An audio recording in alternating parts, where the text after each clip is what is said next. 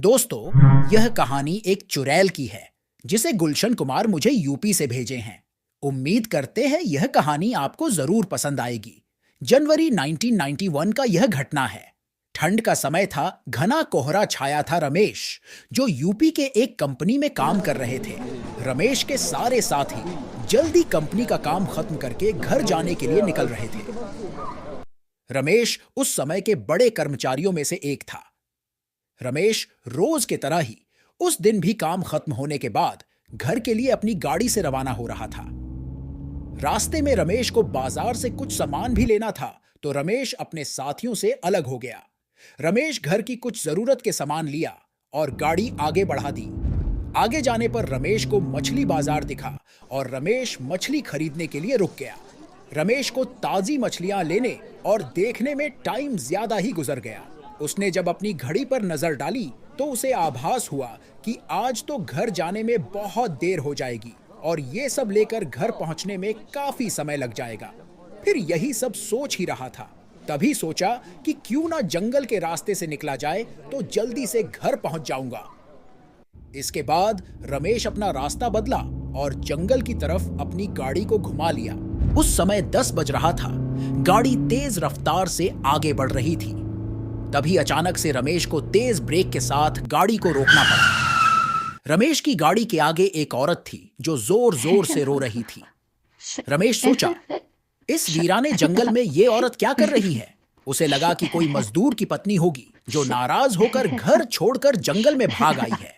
तो रमेश उससे पूछा कि यहां जंगल में तुम क्या कर रही हो। लेकिन उसने कोई जवाब न देकर और जोर जोर से रोने लगी। सारे जंगल में उसकी हूं की सिसकियां गूंज रही थी। फिर से रमेश ने पूछा, तुम्हारा घर कहां है। लेकिन वो कुछ भी नहीं बोली।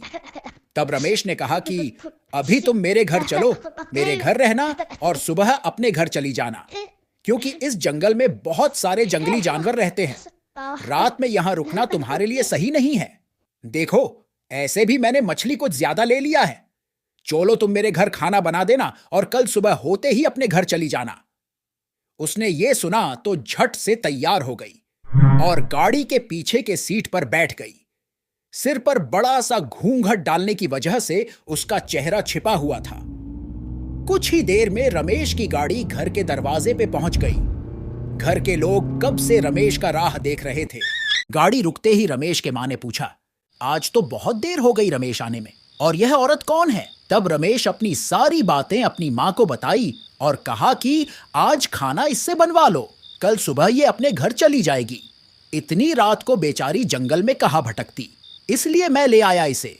लेकिन रमेश की मां को कुछ डाउट हो रहा था कि कहीं ये चोर तो नहीं है। रात को सोने के बाद या खाना बनाते समय कहीं घर के सामान ही चुरा कर ना ले जाए। पर बेटे के बात को कैसे माना करती। उन्होंने उस औरत को कहा, देखो, आज तो मैं रख ले रही हूं, लेकिन कल सुबह होते ही यहां से तुम चली जाना और जाओ रसोई में ये सामान उठाकर ले जाओ और खाना बना दो। उस औरत ने फिर से जवाब नहीं दिया। बस हूं की आवाज बाहर आई और वो सारा सामान लेकर मां के पीछे पीछे चल दी। रसोई में सारा सामान रखवाकर माताजी ने उसे खाना जल्दी बनाने की सख्त इंस्ट्रक्शन दी और वहां से चली गई। लेकिन उनका मन कुछ परेशान सी थी। फिर 40 मिनट के बाद रसोई में उसे देखने चली गई कि वो क्या कर रही है और उसका चेहरा भी देखना चाहती थी। लेकिन जब रमेश की मां वहां पहुंची तो देखा कि वो मछलियों को थैले से बाहर निकाल रही थी। उन्होंने बहुत जोर से गुस्से में कहा, यहां सब खाने का इंतजार कर रहे हैं और तुम अभी तक मछलियां ही निकाल रही हो। कल सुबह तक बनाओगी क्या। उसके सिर पर घूंघट अभी भी था तो चेहरा देखना मुश्किल ही नहीं नामुमकिन था। उन्होंने उससे कहा, तुम जल्दी से खाने की तैयारी करो, मैं आग सुलगा देती हूं, काम जल्दी हो जाएगा। और वे जल्दी से चूल्हा जलाने की तैयारियां करने लगी। लेकिन साथ ही वो उसका चेहरा देखने की भी कोशिश कर रही थी। लेकिन वो जितना देखने की कोशिश करती वो और अपनी पल्लू खींच लेती। अंत में हार कर वे बोली, देखो, मैंने आग सुलगा दी है, अब आगे सारा काम कर लो, कुछ जरूरत हो तो बुला लेना मुझे। लेकिन वो फिर कुछ नहीं बोली। अब उन्हें लगा कि यहां से जाने में ही ठीक होगा, वरना मेरा भी समय खराब होगा और हो सकता है ये अनजान लोगों से डर रही हो। ये सब सोचकर उन्होंने उसे कहा कि मैं आ रही हूं, जल्दी से खाना बनाकर रखना। और वहां से रमेश की मां निकल गई। उनका मन अभी तक परेशान था।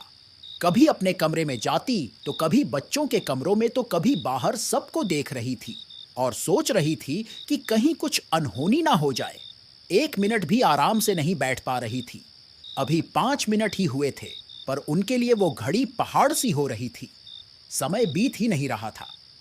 8-10 मिनट बड़ी मुश्किल से गुजारी और वे तुरंत ही कुछ सोचकर रसोई घर की तरफ दौड़ी और वहां पहुंच गई। जैसे ही उन्होंने रसोई घर का नजारा देखा, उनकी आंखें फटी की फटी रह गई। उनके पैर बिल्कुल ही जम सा गए। ना उनसे आगे जाया जा रहा था, ना ही पीछे। उनके दिल की धड़कनें रुक रुक कर चलने लगी थी। वो औरत रसोई में बैठकर सारी कच्ची मछलियां खा रही थी। रसोई घर में मछलियां और खून बिखरा पड़ा था। उस औरत के घूंघट भी उतरा पड़ा था। इतना खौफनाक चेहरा आज तक उन्होंने कभी नहीं देखा था। बाल नाखून सब बड़े हुए थे। मछलियां खाने में मगन होने की वजह से उसे कुछ ध्यान भी नहीं था और खुशी से कभी कभी वो आवाजें भी निकल रही थी। हूं हूं की आवाजें रसोई घर में गूंज रही थी। रसोई घर लास्ट में होने की वजह से और लोगों का ध्यान भी इधर नहीं आ रहा था। रमेश की मां को भी कुछ समझ में नहीं आ रहा था। उन्होंने ने सोचा कि चिल्लाने से कहीं घर के लोगों को नुकसान ना पहुंचा दे। वो चुड़ैल से अपने घर को कैसे बचाए, उन्हें कुछ समझ में नहीं आ रहा था। बस भगवान का नाम ही उनके दिमाग में आ रहा था। अचानक वे आगे बढ़ने लगी चुड़ैल की तरफ और झट से मछली की थाल लिया और चूल्हे की तरफ दौड़ी।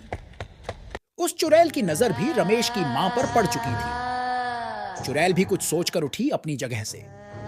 रमेश की मां भी देर नहीं करना चाहती थी। उन्हें पता था कि आज अगर जरा सी भी लापरवाही हुई तो उनके घर में अनहोनी हो जाएगी। उस चुड़ैल के कुछ करने से पहले ही उन्हें चूल्हे तक पहुंचना था और चूल्हे के पास पहुंचकर उन्होंने जलता हुआ कोयला थाल में भर दिया और चुड़ैल की तरफ लेकर जोर से फेंक दी। आग की जलन के वजह से वो अजीब सी डरावनी आवाजें निकालने लगी। अब तो उसकी आवाजें बाहर भी जा रही थी। सारे लोग बाहर से रसोई घर की तरफ भागे। वो चुड़ैल जोर जोर से हू हू की आवाजें निकाल रही थी और पूरे रसोई घर में दौड़ रही थी और रमेश के मां को पकड़ना भी चाह रही थी। लेकिन अब सारे लोग रसोई घर में आ चुके थे। काफी लोगों की भीड़ देखकर वो और भी डर गई थी। लोगों की भीड़ को हटाती हुई वो बाहर जंगल की तरफ भाग गई और सारे लोग ये मंजर देखकर डरे सहमे से खड़े थे और मन ही मन रमेश की माताजी को हिम्मत की दाद दे रहे थे। इस घटना के बाद फिर दोबारा रमेश को हिम्मत नहीं हुआ कि वो उस जंगल के रास्ते से अपने घर जाए। दोस्तों, ये कहानी आपको कैसा लगा?